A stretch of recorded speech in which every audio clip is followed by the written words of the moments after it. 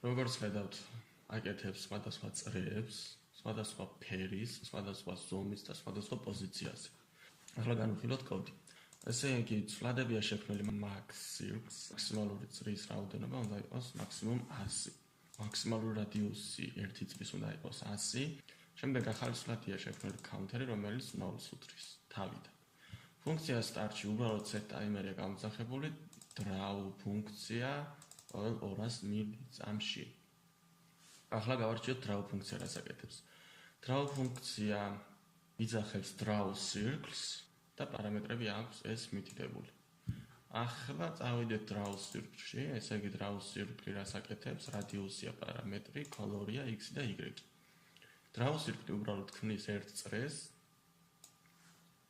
radius მიუთითებთ radius-ად, ანუ ამ პარამეტრს მიუთითებთ radius-ად, ამ colors მიუთითებთ ფერად პარამეტრს და x და y პოზიციას მიუთითებთ.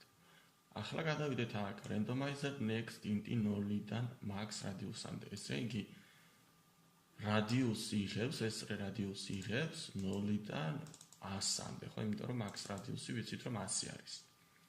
randomizer next color-ი, ანუ ფერი ვიცით რომ color-ში მეორე პარამეტრი არის color-ი და უთითებს random colors.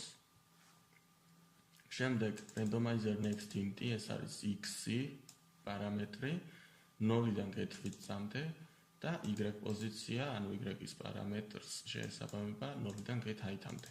კარგი, draw circle უკვე გავიგეთ რომ ფუნქცია და რომელიც აკეთებს აი ამ ყველაფერს, ანუ აკეთებს random radius-ის მქონე წრეს, აკეთებს random colors, აკეთებს random პოზიციაზე. ახლა counter ++-ი რას ნიშნავს ეს?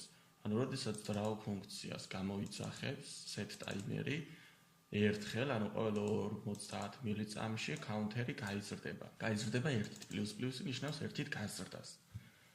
თუ counter-ი ტოლი იქნება max circle-ის, ანუ 100-ის, მაგ შემთხვევაში stop timer-ი უკვე შემოვიდა stop timer-ი, ესე იგი set timer-ი მაგ გააჩეროს, ანუ set timer-მა გააჩეროს მოქმედება. როდესაც ასრეს დახატავს, stop timer-ს ვეუბნებით. set timer-ი დაიწყოს მოქმედება, draw ფუნქციის გამოძახება ყოველ 50 მილიწამში, ხოლო stop timer-მა გააჩეროს draw ფუნქცია. Next-ს დავაჭიროთ, გადავიდეთ შემდეგ დავალებაზე.